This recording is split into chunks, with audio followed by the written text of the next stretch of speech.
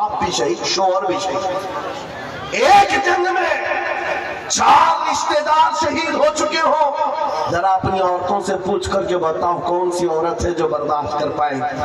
ارے ایک کا شوہر انتقال کر جائے مہینوں روتی ہے عورت، بیٹا انتقال کر گیا تو عورتیں اپنا دماغی توازن کھو بیٹھتی ہیں، برداشت نہیں کر پاتی، اور باپ کی رخصتی تو عورت کو کمزور کر دیتی ہے، اور بھائی کی رخصتی اس کو ڈھیلا کر دیتی ہے۔ لیکن مدینے کی ایک خاتون ایک ہی جنگ میں 4 رشتے دار شہید ہوئے، لوگوں نے خبر دی اے خاتون تیرا بیٹا شہید ہوا، تیرا شوہر شہید ہوا، تیرا باپ شہید ہوا، تیرا بھائی شہید ہوا۔ وہ خاتون کہتی آنے والوں ذرا یہ تو بتاؤ آمنہ کے لال سلامت ہیں یا نہیں؟ اللہ کے رسول سلامت ہے یا نہیں؟ لوگوں نے کہا ہاں اللہ کے نبی سلامت ہے۔ اتنے پر اکتفا نہیں، اس نے کہا آرونی فانظر الیہ، مجھے دکھاؤ ایک بار دیکھنا چاہتی ہوں، دکھاؤ مجھے ایک بار دیکھنا چاہتی ہوں۔ جس خاتون کا بیٹا جنگ کے میدان میں لاش ہے اور جس کا بھائی بھی لاش بنا ہوا ہو، جس کا باپ بھی، جس کا شوہر بھی انتقال کیا ہو، اس وقت عورت کی خواہش صرف یہ ہے مجھے ایک بار تاجدار مدینہ کو دیکھنا ہے، حضور کو دیکھنا ہے۔ جب لوگوں نے کہا رسول پاک سلامت ہے، وہ اپنا آنچل آگے کرتی ہے اور کہتی ہے میرا چاند سلامت تو پوری کائنات سلامت ہے یا رسول اللہ، کل مصیبت بعدک جلل، اے اللہ کے رسول اگر آپ ہیں تو پھر ہر مصیبت چھوٹی ہے۔ ان صحابہ کا یہ نعرہ تھا، ان صحابہ کا نعرہ کیا تھا؟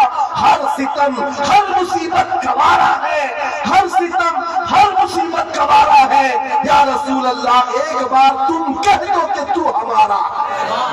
نعرہ تکبیر، نعرہ رسالت، عظمت اسلام کانفرنس، جامعہ فیضان تاج الشریعہ۔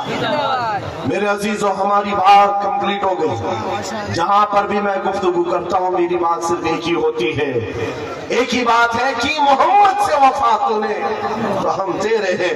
ارے جہاں چیز ہے کیا؟ لوح قلم تیرے۔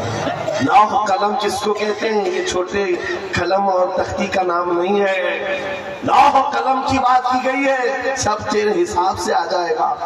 تم کرسی کی بات کرتے ہو، اقتدار کی بات کرتے ہو، قیادت کی بات کرتے ہو، دولت کی بات کرتے ہو، اور یہ جہاں چیز ہے کیا؟ یہ جہاں چیز ہے کیا؟ لوح قلم تیرے۔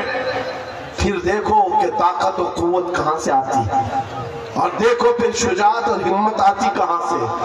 جن صحابہ کرام کے اندر ہم نے یہ خصوصیات دیکھی وہ سب قدم مصطفیٰ کی برکت ہے، حضور پاک کے نام کی برکت ہے۔ اسی لیے میں پھر کہتا ہوں بے دام ہی بک جائیے، بازار نبی میں اس شان کے سودے میں خسارے نہیں ہوتے، یہ ناز یہ انداز ہمارے نہیں ہوتے، جھولی میں اگر ٹکڑے تمہارے نہیں ہوتے، جب تک کہ مدینے سے اشارے نہیں ہوتے روشن میری قسمت کے ستارے نہیں ہوتے۔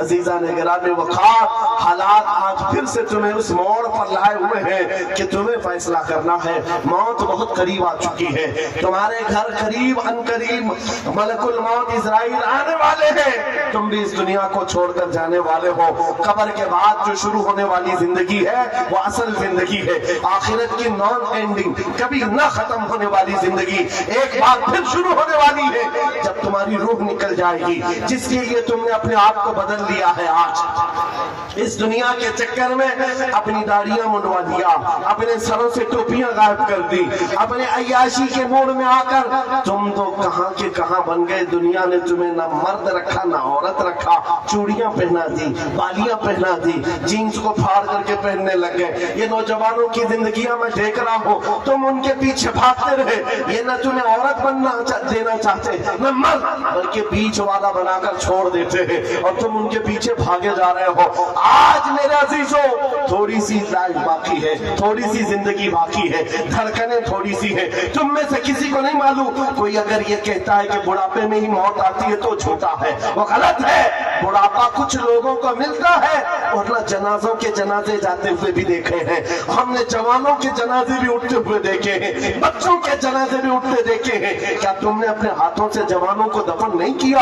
आज यहाँ बैठा हुआ हर जवान कोई गारंटी नहीं दे सकता कि कल का सूरज वो देखने वाला है, कल की सुबह वो देखने वाला है। हम में से किसी को नहीं मालूम, न तुम्हें मालूम न मुझे मालूम। मैं भी नहीं कह सकता कि कल की सुबह मैं जिंदा रहूंगा। जब हमारी जिंदगी इसकी जगह पर है, हमारे पास मुख्तसर लम्हात है, मुख्तसर जिंदगी है। मलकुल मौत किसी भी वक्त घर पर दस्तक दे सकते हैं। हमारा जनाजा उठाया जाएगा, हमें नहलाकर कफनाकर उस कब्र में छोड़ दिया जाएगा जहां हमारी माँ हमारे साथ बैठने को तैयार नहीं, हमारा बाप हमारे साथ बैठने को तैयार नहीं। सब मनो मिट्टी तले हमें दबाकर रुखसत हो जाएंगे। अरे अजीज अजीज दोस्त, जिनके लिए हम पैसे बर्बाद करते थे, जिनके लिए हम पूरी रातें कुर्बान करते थे, वो दोस्त भी 1 घंटे से ज्यादा कब्र के पास खड़े होने को तैयार नहीं, कोई तैयार नहीं। उस वक्त जानते हो सारी दुनिया तुम्हारी कब्र पर मिट्टी डालकर तख्ते बंद करके चली जा चुकी होगी। खुले अंधेरे के अंदर अगर कोई आता है, आमिना का लाल तशरीफ लाता है, ताजदारे मदीना की जात आती है, वो हसीन चेहरा रोशनियां लेकर आता है। इसीलिए मैं कहता हूं नौजवानों, इनके उनके खुशामदी में जिंदगी गुजार दिया, ये कोई काम न आ सके। काश तो एक बार मुस्तफा का बन जाता, वो कब्र में भी नहीं छोड़ेंगे और हशर में भी नहीं छोड़ेंगे। आला हजरत की सुनो, कहते हैं आज ले उनकी पनाह, आज मदद मांग उनसे, कल मानेंगे कयामत में अगर मान गया। उन्हें जाना उन्हें माना, न रखा गैर से काम, लिल्लाहिल हम्द मैं दुनिया से मुसलमान गया। अब बताओ नौजवानों, इस मजमे में बैठा हुआ हर नौजवान ये अहद करेगा, जब हुजूर की इज्जत और उनके नामूस की बात आएगी, हुजूर के कदम के नाखून पर मैं अपनी गर्दन कुर्बान करने को तैयार। हर एक तैयार है इंशाअल्लाह। हुजूर के नाम पर, हुजूर के कदम पर, हुजूर के नाखून की इज्जत पर हम अपनी जान देने को तैयार हैं। तो ऐ अजीजों, फिर हम कुछ गुनाहों को छोड़ने के लिए क्यों नहीं तैयार? छोड़ सकते हैं इंशाअल्लाह। बुराइयां क्यों नहीं छोड़ सकते? आओ आज अहद करके उठो। जिंदगी ये नहीं किसी की किसी के लिए, जिंदगी है नबी की। याद है आपको? ये मेरे ताजो शरिया का मैसेज है। जिंदगी किसी ये नहीं है किसी की किसी के लिए, जिंदगी है नबी की। हाँ, नबी के लिए। ये हमें जो दिया गया है ना, ये लाइफ पूरी किसके लिए दी गई है? अरे ना समझ मरते हैं जिंदगी के लिए। जीना मरना है सब कुछ, जीना मरना है सब कुछ, जीना मरना है सब कुछ।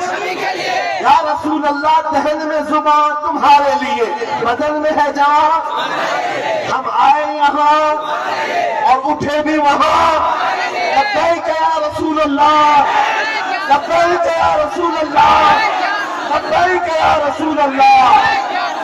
हाथों को उठाकर लब्बैक